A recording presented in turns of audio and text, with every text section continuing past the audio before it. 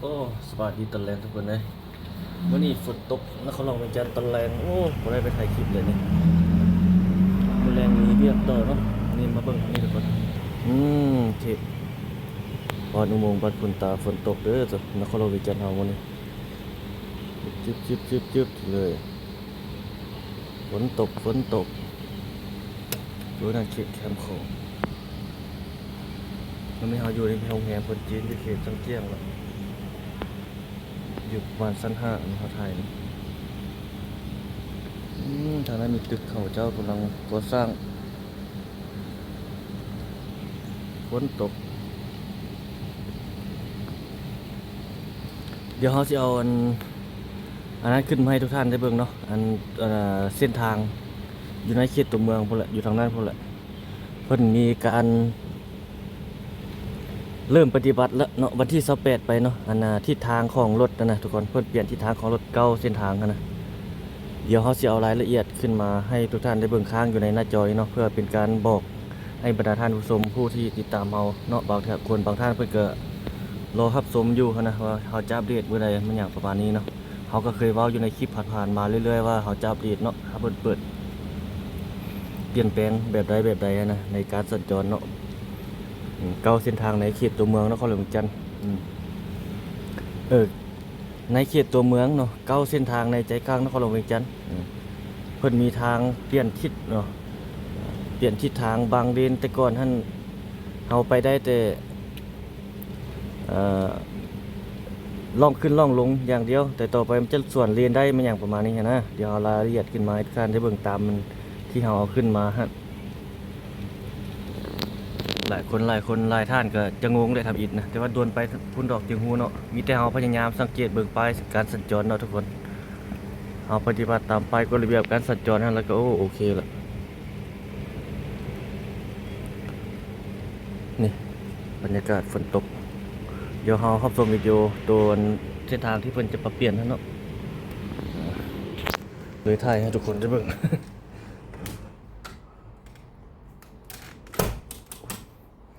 ฝนตกได้ไปถ่ายคลิปสนุกทุกคนในวันนี้นะ ตัดคลิปแล้วก็เสียงท่าจากนั้นให้ทุกท่านได้เบิ่งได้ชมแล้วอยู่ห้องปวดพักพนักงานบดให้เวียกเนาะเดี๋ยวเราตัดแล้วเราเสียลงให้ทุกท่านได้เบิ่งก่อน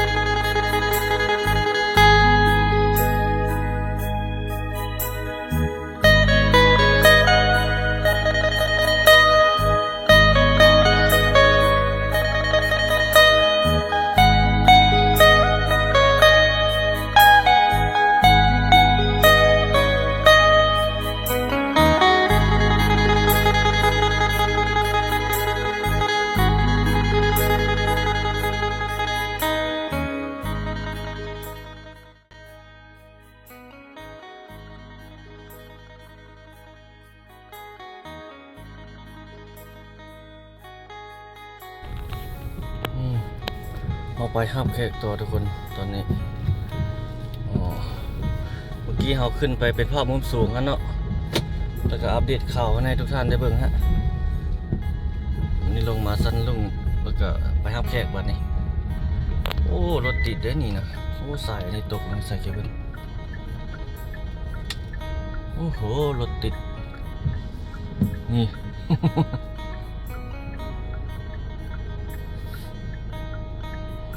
โมงเลิกเรียกเลยนี่ตอนนี้ประมาณ5 โมง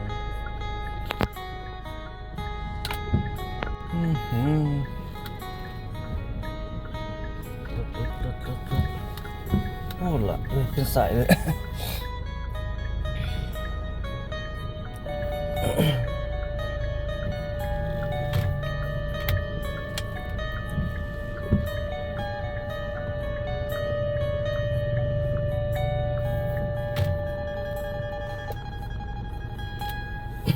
เซนเซอร์มันดัง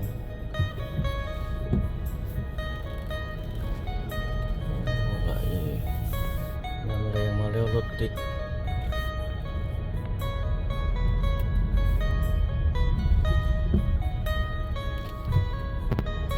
แอบไปทางนี้มันจึงไว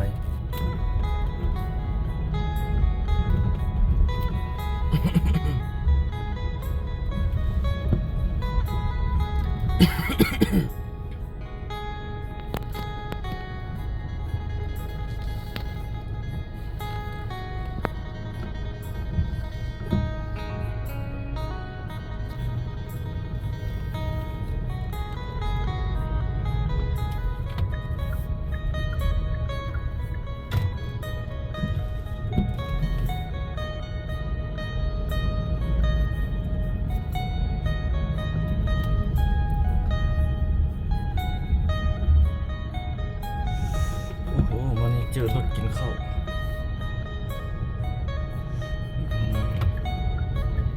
นี่ก็จะจอด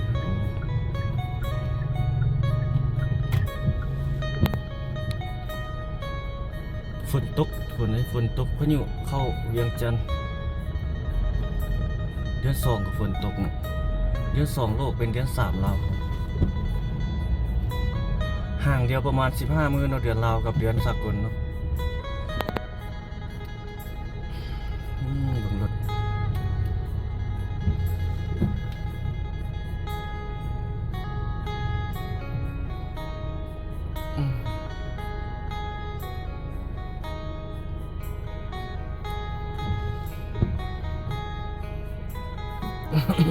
ตัวนี้6 โมงตัวนี้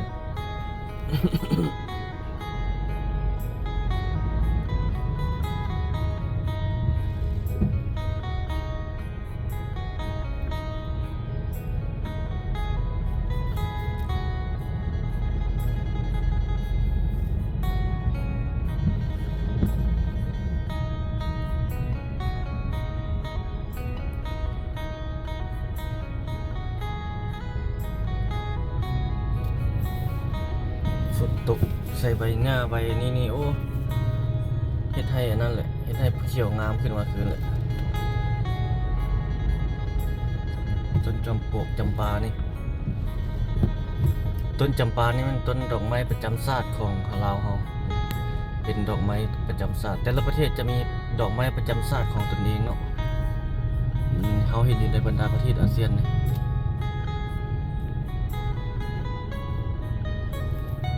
เบอร์นั้นตลาดกกโพรถจักรก็ยังลายอยู่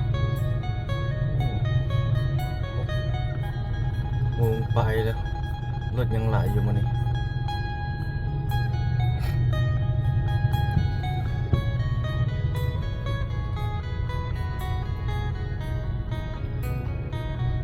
หลังนี้ยังมีเงินไม้ทรงเราเดิมส่วนน้อยที่อยู่ในเมืองนี่เห็นไม้เงินไม้ทรงเราเดิมเฮาแต่ก่อนเฮาก็เคยอยู่เงินไม้เนาะอยู่เชียงของตอนยังน้อยเงินฮานไม้บ่มีรูปโอ้ตอนนั้นมันบ่มีโทรศัพท์ถ่ายหรอบ่เอาไว้เบิ่งในคิดฮอดมันแต่ว่ามันอยู่ในความทรงจำของเฮาเนาะรู้สึกว่ามันร่มเย็นดีนะเงินบ่เฮาอยู่แต่ก่อนนี่ตอนตรงน้อยๆตอนเข้าเรียน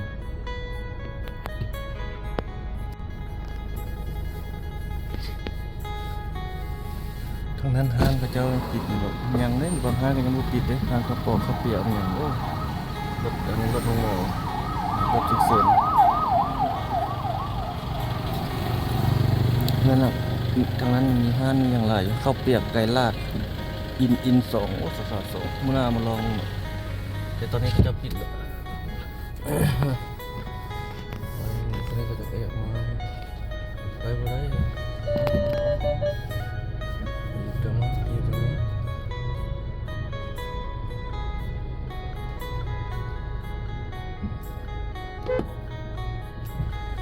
ได้หรอกเสียงเลยอีแบบนั้น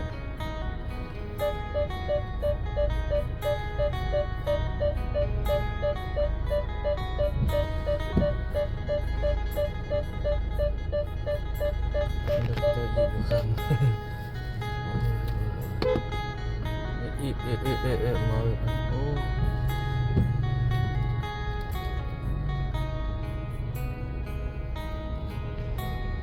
คนจีนขับเลย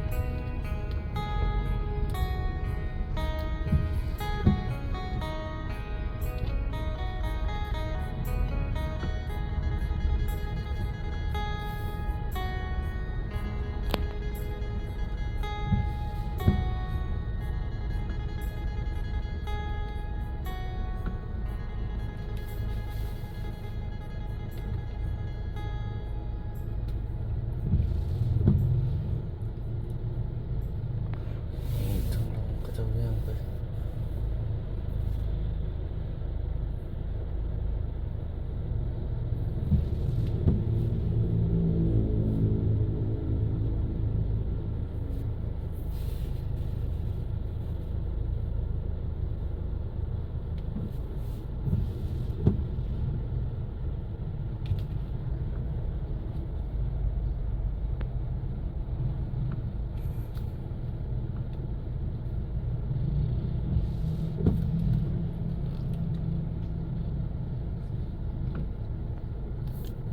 ก็ยังเป็นเงินไม้ทรงเป็นเงินทรงลาวเนาะเป็นเทียมแบบนั้น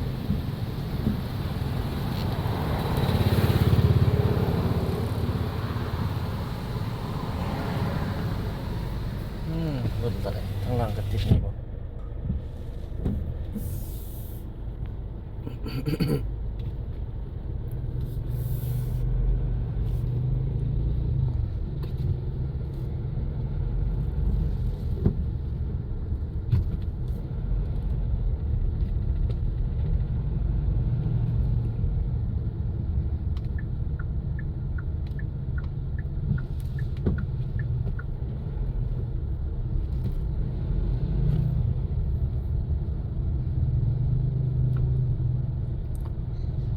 รถลอย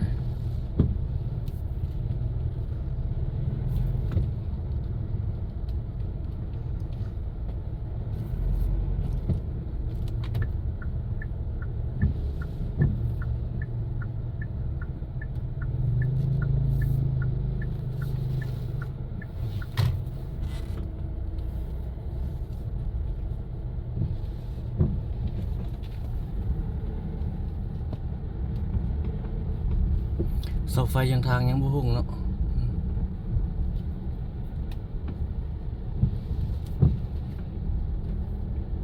จังน้อยมาเริ่มทุ่งยังผ่อนโมงก็จะตั้งโมงประมาณ6:30บ่ข้างหน้านี่สีแยกไฟแดงผ่านอากาศ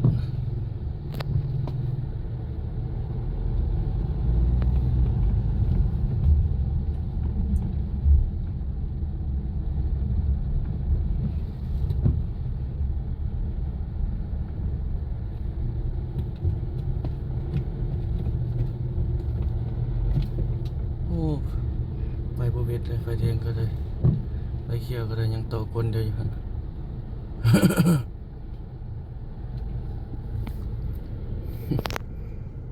รถติดเวียงจันทน์ในยามแรง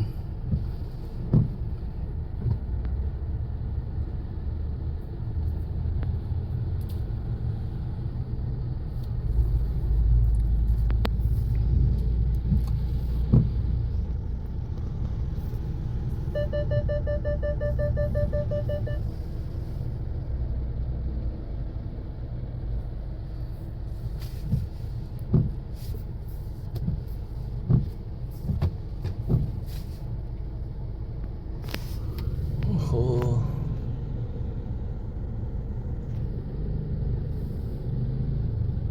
นี่เป็นท่านมันอย่างโอ้อันส้มแปลงหัวอย่าง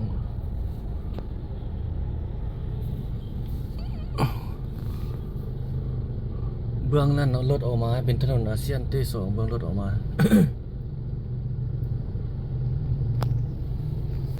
รอทุกคนเลย รอรถติดไฟแดง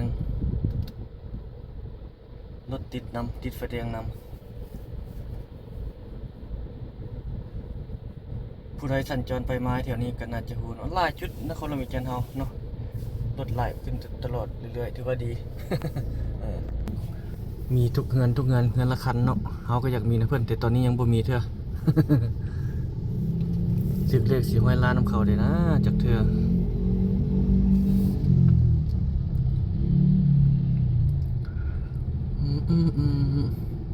โอ้โหหลายเลยสิคนมื้อนี้นะเบิ่งจากรถนี่6 นาทีละเฮาลูกเขียนจังเจียงออกมาคนนี้บ่ได้ออกมาที่ถนนอาเซียน สีแยกไฟแดงบ้านอากาศอันนี้นะ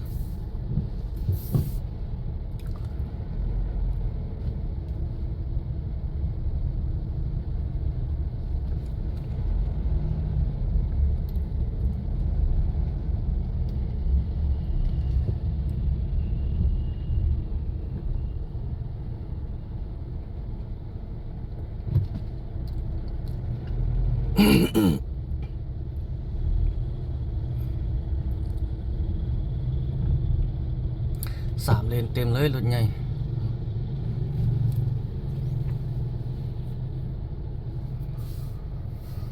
รถจักรขึ้นทางนั้น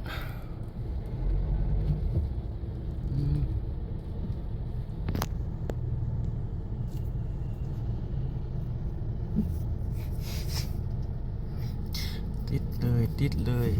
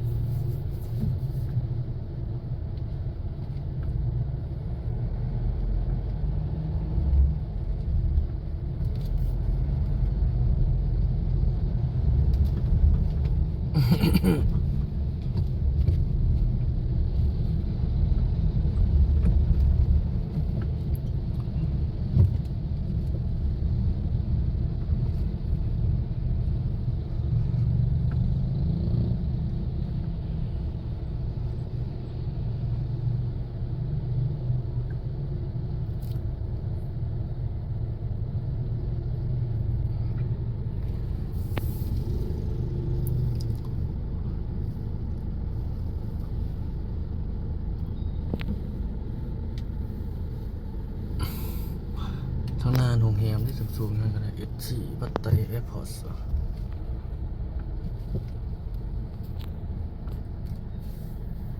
อันนี้เป็นบริษัทเขาเจ้าอันนี้นี่เป็นโรงแรมที่กำลังเฮ็ดติดแก้วอลูมิเนียมเลยเนาะ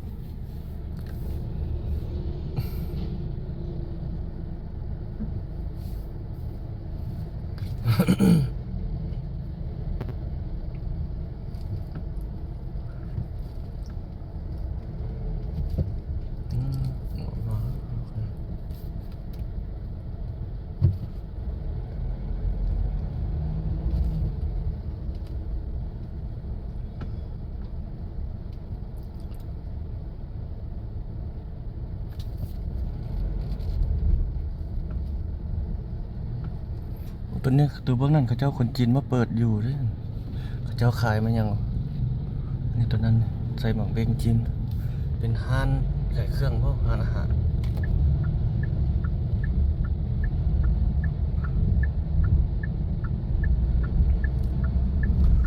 ใจวิทย์แล้วทุกคนวันนี้เขาน่าจะวิทย์แล้วเลี้ยวเข้านี่ไปนิดนึงก็เข้าประตูเข้าไปสู่สนามบินละ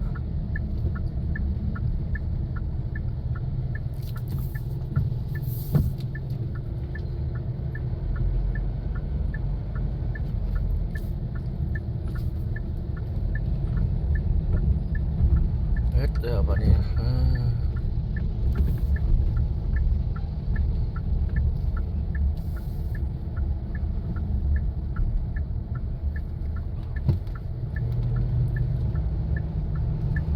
สนามบินสกลวัดไตหมดแล้วทุกคนวันนี้ทางนั้นรถติด ออกขาออก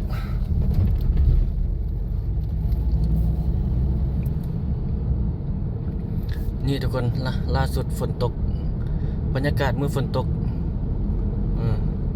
แรงของมื้อวันที่24เดือน2 2026เนาะอันนี้เขาอยู่ที่สนามบินสกลวัดไตรนครหลวงเวียงจันทน์มาครับแขกคือเก่าตามเคยเฮ็ดเวียกคือเก่าทุกคนเด้ย